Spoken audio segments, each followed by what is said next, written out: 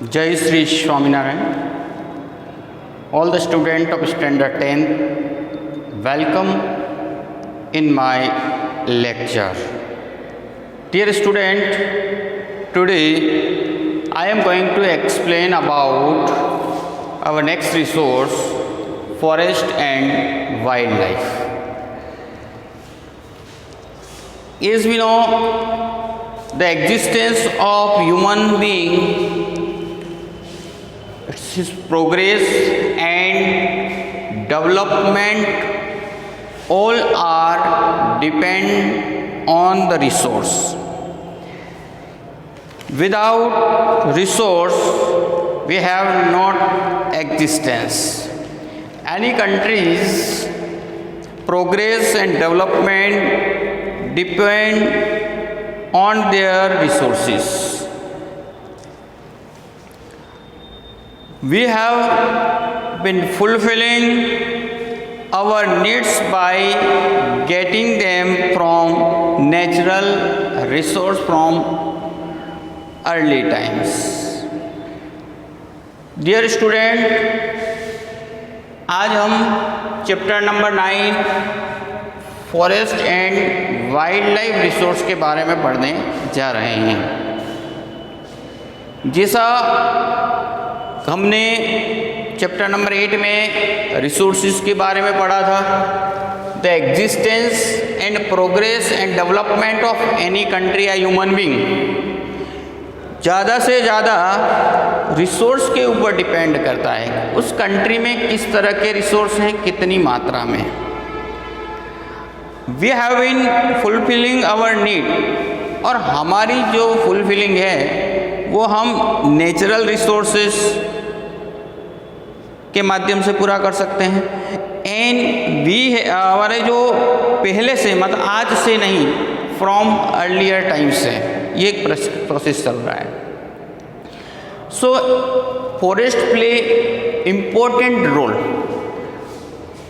Forest बहुत ही important role खेलते हैं, खास करके कंट्री को डेवलप कराने में, उस एरिया को डेवलप कराने में। Now first, what is the forest?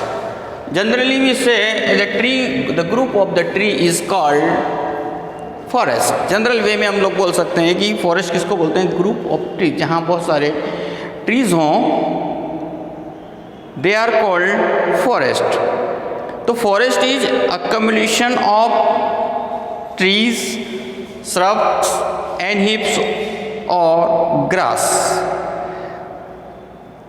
Forest किसको बोलते हैं, एक्युमुलेशन ऑफ, जहाँ पर छोटे मोटे पेड़ पौधे हों, लताएं हों और ग्रास हों।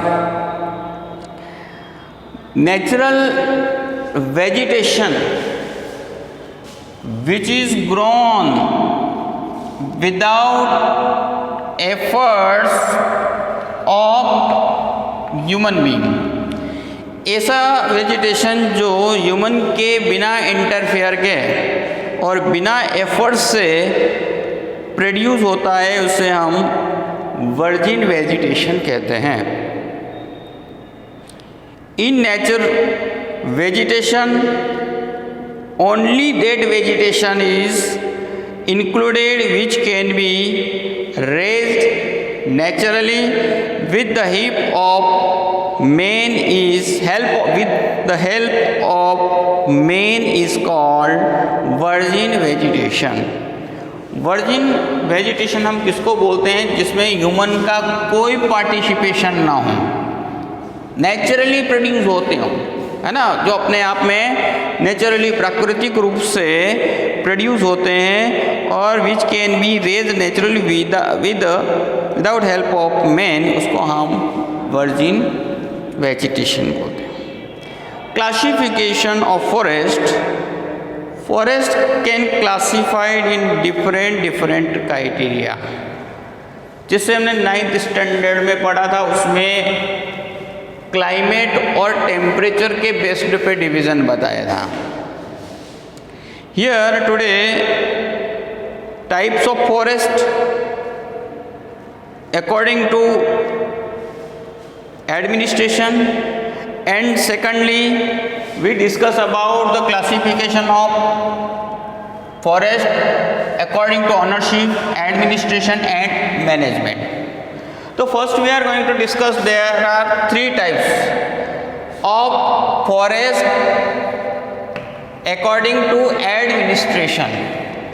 एडमिनिस्ट्रेशन के आधार पर, प्रशासनिक आधार पे हम फॉरेस्ट को तीन पार्ट में डिवाइड कर सकते हैं: रिजर्व फॉरेस्ट, प्रोटेक्टेड फॉरेस्ट और इसके बाद में अनक्लासिफाइड फॉरेस्ट. तो देयर आर थ्री डिवीजन, तीन डिविजन्स हैं. तो again reserve forest, protected forest, unclassified forest. Reserve forest means such forests are controlled by government directly. Here there is a restriction of lumbering, collection of woods for the pasturing. अब now ये जो reserve forest है उसकी what is the characteristics of this forest, तो ध्यान रखना such forest are directly control of government. इस तरह के जो फॉरेस्ट होते हैं जिसका कंट्रोल सीधा गवर्नमेंट के अंदर में होता है और यहाँ पे रेस्ट्रिक्शन होता है, कोई भी व्यक्ति नॉट कलेक्शन ऑफ वुड वगैरह कलेक्ट नहीं कर सकता है और not of pasturing. There is a control, there is a restriction on the collection of woods and for pasturing. Some of the forests of this type are in haphazard condition. अब now second one is the protected forest. Protected forest मतलब these forests are looked after by administration. ये जो protected forest हैं उसकी देखभाल administration के द्वारा किया जाता है. Local people are permitted to collect. Local लोगों को वहाँ परमिशन दी जाती है collect the wood and grass for their animals. Wood और ग्रास उनके एनिमल्स के लिए वो क्या कर सकते हैं, कलेक्ट कर सकते हैं without causing any harm of the trees, बिना हानि पहुँचाए पेड़ पौधों को. तो प्रोटेक्टेड फॉरेस्ट इट मीन्स क्या है, these forest are looked after by administration. Local people are permitted to collect the wood and graze their animals without causing any harm to the trees. Protected forest इस तरह के forest होते हैं जिनका सीधा प्रशासन उसकी देखभाल करता है. यहाँ लोगों को परमिशन दी जाती है, एक तो वो कलेक्ट कर सकते हैं वुड्स को और अपने गाय भैंसों को चरा सकते हैं, लेकिन उसका एक ही तथ्य होता है कि बिना किसी क्षति पहुँचाए, हानि नहीं पहुँचनी चाहिए पेड़ पौधों को. Third one is a unclassified forest. तो unclassified forest means such forest are still not classified, जहाँ पे हम कोई क्लासिफिकेशन नहीं कर सकते हैं, न तो उनको हम रिजर्व फॉरेस्ट में ले सकते हैं न protected. There is no restriction of tree felling और एनिमल ग्रेजिंग. वहाँ पे कोई भी किसी तरीके का प्रतिबंध नहीं होता है. तो सेकंड टाइम क्या, such forest are still not classified. ऐसे फॉरेस्ट जिनको क्लासिफाई नहीं कर सकते हैं, देयर इज नो, वहाँ पे किसी भी तरह का कोई restriction, there is no any kind of the restriction of the tree felling और एनिमल्स, पेड़ों को काटना और एनिमल को चराने में किसी भी तरह का कोई भी रेस्ट्रिक्शन नहीं होता है. तो this way we read about this. ठीक है, the types of the forest according to the basis of the administration: reserve forest, protected forest and unclassified forest. Now we are going to discuss about the classification of forest according to the ownership, administration and management. According to this, the state, there are three divisions: state forest, communal forest, और third one is the private forest. तो such state forest, central and state government control such forest. State forest को control किसके द्वारा किया जाता है? State एवं central government के द्वारा। Most of the forest of this country fall under this category. ज़्यादातर हमारे जो भी फॉरेस्ट हैं कंट्री के अंदर वो इस तरह के कैटेगरी में आते हैं। तो सबसे फर्स्ट है स्टेट फॉरेस्ट। तो सेंट्रल एंड स्टेट गवर्नमेंट क्या करती है? इसको कंट्रोल करती है। और मोस्ट ऑफ फॉरेस्ट इस तरह के हमारे कंट्री में हैं, वो आप we will find the state forest. Second one communal forest.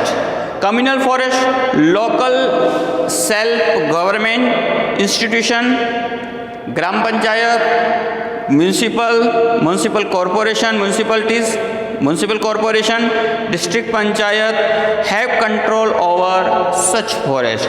अब ये जो इस तरह का कम्युनल फॉरेस्ट की बात आती है उसमें लोकल सेल्फ गवर्नमेंट, इसके पर जो कंट्रोल होता है वो लोकल सेल्फ गवर्नमेंट का होता है। लोकल सेल्फ गवर्नमेंट मीन्स ग्राम पंचायत, तालुका पंचायत, डिस्ट्रिक्ट पंचायत, इसके बाद में म्यूनिसिपलिटी एंड म्यूनिसिपल कॉरपोरेशन। यहाँ लोकल गवर्नमेंट का कंट्रोलिंग रहता है। नेक्स्ट में private forest. Such a forest is owned by individual. Owned by individual का मतलब उसका खुद का, private. Such forest are found in मोरिन। ये कहाँ पाए जाते हैं? उड़ीसा में, मेघालय, पंजाब एंड हिमाचल प्रदेश। तो प्राइवेट फॉरेस्ट का जो मतलब है देयर ओन, खुद के, है ना, खुद के जो फॉरेस्ट होते हैं मैक्सिमम जो है ज़्यादा मात्रा में मोरिन कहाँ पाया जाता है? उड़ीसा के अंदर, मेघालय, पंजाब एंड हिमाचल प्रदेश।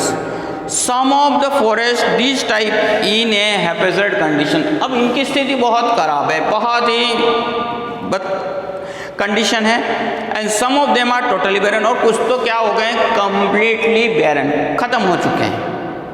तो private forest on by individual के खुद के द्वारा होते हैं। उड़ीसा, मेघालय, पंजाब और हिमाचल प्रदेश स्टेट में ज़्यादातर पाए जाते इस तरह के। और now they are in the haphazard condition and some are totally barren. वो तो खराब स्थिति के अंदर हैं उसकी, और कुछ इसमें क्या हो चुके हैं? बैरन हो चुके हैं, खत्म हो चुके हैं। नाउ नेक्स्ट है our topic deforestation. What is the meaning of deforestation and impact of deforestation? Deforestation means the destruction of forest. Deforestation का मतलब क्या होता है? Destruction of forest. फॉरेस्ट का तबाह होना, खत्म होना। The destruction of forest, it is one of the global problem. अब ये destruction of forest is किसका प्रॉब्लम है? It is a global problems. ठीक है, अब global problems क्या कि हर कंट्री इसके प्रभाव में। It's result of, ये किसके कारण से ये तबाही हुई है? जो पेड़ पौधों की या फॉरेस्ट का डिस्ट्रक्शन हुआ है, उसमें सीधा जो है जोड़ा जाता है वो है डेवलपमेंट ऑफ ह्यूमन बीइंग, है ना। मानव का जो प्रोग्रेस हुआ है, कंट्री की जो प्रोग्रेस हुए है, ये ऐसा कहा जाता है कि इसके पीछे डिस्ट्रक्शंस के पीछे जो मेन रीजन है, डिफॉरेस्टेशन के पीछे रीजन है, वो ह्यूमन का डेवलपमेंट है। Because human use natural resources without any risk, बिना रिस्क के हैपेजर्ड वे से उसको काटता जा रहा है। तो again first, deforestation means the destruction of forest. It can be said that it is the one of the global problems. It is the result of progress of man. ये किसका परिणाम है? मैन की जो प्रोग्रेस हुई है। Now impact of deforestation. देखो impact माने प्रभाव। आज हमारी समय में इस विश्व में इसका प्रभाव हमें बहुत ज़बरदस्त देखने को मिलता है। अगर हम जनरली वैसे देखें तो आज हमारा जो पोल्यूशन बढ़ता जा रहा है, इंक्रीज इन टेम्परेचर बढ़ता जाता है, चारों ओर जो कंडीशंस है वो बिल्कुल ही बेकार हो रहे हैं। तो इम्पैक्ट ऑफ डिफॉरेस्टेशन में the quantity of carbon dioxide increase in the atmosphere.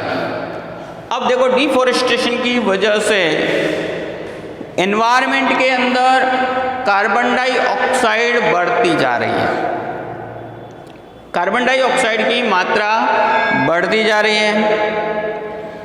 Green house effect become more intensive, green house effect बढ़ता जा रहा है।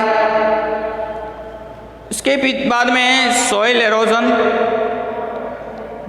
अब soil erosion with the removal of forest cover area, जब फॉरेस्ट खत्म होते जा रहे हैं, the soil is eroded and problems of farm fertility increase. Soil erosion की वजह से देखो, क्योंकि पानी का जो बहाव है वो तेज गति से आता है, ट्रीज क्या करते हैं, उनको स्टॉप कर देते हैं, कंट्रोल करते हैं, इवन फ्लड को भी कंट्रोल करते हैं। अब इसकी वजह से यहाँ क्या हो रहा है, due to what happen, do you know, due to this, यह जो ट्रीज के चले जाने से है ना, जैसे यहाँ ये ट्रीज हैं, ये ट्रीज बने हुए हैं, ठीक है। अब ये ट्रीज की वजह से वाटर, जो फ्लोइंग वाटर क्या कर आता है, और यहाँ सोइल स्टॉप हो सकती है, किसकी वजह से है, due to forest. If they cut, यदि हम उनको काट देंगे तो यहाँ फ्लो जो होगा वो काफ़ी स्पीड से होगा, और ये कारण बनता है सोइल एरोजन। सोइल एरोजन की वजह से हमारी फर्टिलिटी डिक्रीज हो जाती है, हुज इफेक्ट, जिसका प्रभाव हमारी क्रॉप्स के ऊपर पड़ता है। Many living organisms have lost their shelter। आज इसकी वजह से क्या हो रहा है कि कई जो एनिमल हैं उन्होंने अपने एबोर्ड्स, उनके घर चले गए।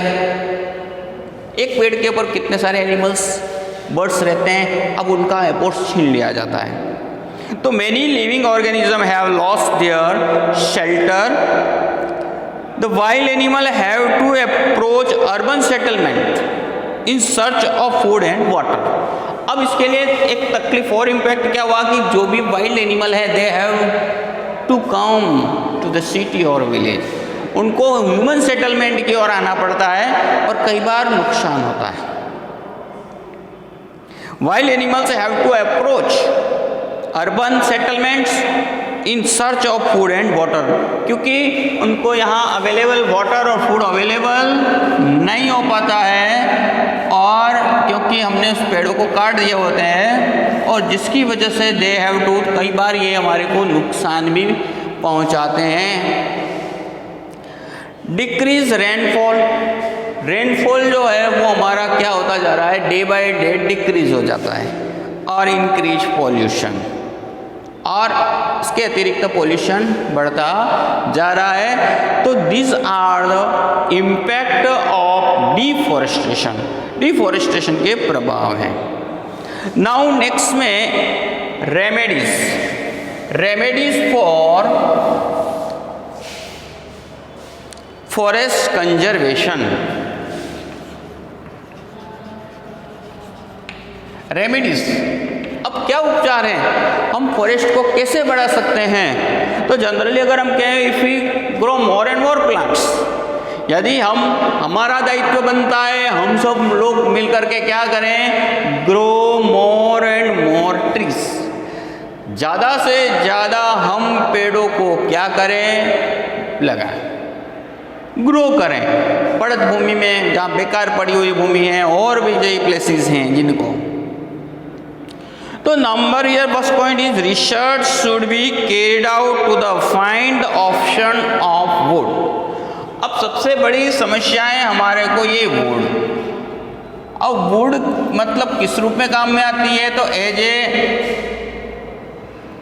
फर्नीचर, और second one is A fire के रूप में, फायर जलाने के लिए।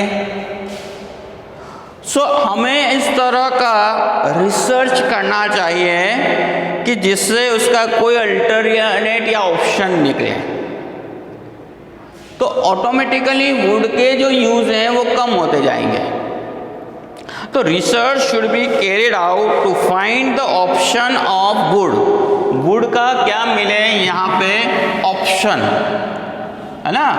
अगर ये ऑप्शन मिल जाएगा तो पीपल विल नॉट यूज, है ना, वुड के बजाय अदर थिंग्स का यूज करेंगे, तो वी कैन सेव, उसको हम बचा सकते हैं। This will reduce the uses of the wood and it will save the forest. अब अगर इसका ऑप्शन आ जाएगा तो लोग उस ऑप्शन का यूज करेंगे और we can save wood from them, उससे हम इसे बचा सकते हैं। There should be a total ban on cutting. क्या कर देना चाहिए? बैन ऑन कटिंग, बैन लगा देना चाहिए, बैन, उसके ऊपर बैन लगा देंगे टोटली, कोई भी लकड़ी नहीं काट सकता। तो trees which are not growing fully, जो पूरी तरीके से ग्रो नहीं हुए हैं, उनके ऊपर कंप्लीटली बैन लगा देना चाहिए। Whenever the trees are to be cut inevitably for the development work, for the necessity, new trees of some species should be grown. अब कई बार क्या होता है, हम लोगों को फॉरेस्ट काटने पड़ते हैं, किसकी वजह से काटने पड़ते हैं? रोड की वजह से, डेवलपमेंट। अब डेवलपमेंट प्रोसेस के लिए काटने पड़ते हैं, तो व्हाट शुड वी डू? ऐसी कंडीशन में हम अदर प्लेस पे फोर्स करें, अदर प्लेस के ऊपर लगाएं। तो देखिए जहाँ पे ज़रूरत है ना, जस्ट लाइक कोई रोड निकालना, कोई इंडस्ट्री की ज़रूरत है और भी कोई बिल्डिंग्स बनानी है, तो क्या करना चाहिए? Inevitably for the development work, for necessity, new trees of the same species should be grown. उसी स्पाइसीज की, उसी प्रकार के ट्रीज को हमें ग्रो करना चाहिए। सेम टाइम जिस स्पाइसीज, जिस तरह का हमने लकड़ा काटा है, जिस तरह के जो पेड़ काटे, उसी पेड़ की स्पाइसीज को हमें लगाना चाहिए। Compel those industries which receive their raw material from the forest. और इसके अतिरिक्त ऐसे इंडस्ट्रीज वालों को कंपेल करना चाहिए, दबाव डालना चाहिए, जिसकी वजह से जो नुकसान हुआ है पेड़ों को। Should be afforestation of the future need, जो एक तो जिनकी वजह से टूटा है, दूसरा जिनको ये रॉ मटेरियल अवेलेबल हो रहा है ना, industries which are depended on forest raw material, there should be, उनको क्या करना चाहिए? Compelled to grow more tree for the future. तो compel those industry which receive their raw material from the forest should be compel for afforestation for the future need. सबसे important, और what was that, do you know? Awareness. देखो सबसे important point factor है awareness. अगर लोगों के अंदर awareness आ जाएगी, if they know what are the importance of the forest and what is the future effect if there is no forest, अगर उनको इस तरह से अवेयर कर दिया जाए डिफरेंट प्रोग्राम्स के माध्यम से, तो I think this is best remedies. क्योंकि जब तक हम भले चाहे कितना भी कुछ है, लेकिन हमारे में जब अवेयरनेस नहीं है, पीपल डू नॉट नो, लोग ये जानते ही नहीं हैं, तो in that condition we have to. तो ये ध्यान रखिए, widespread public awareness program should be organise among local people.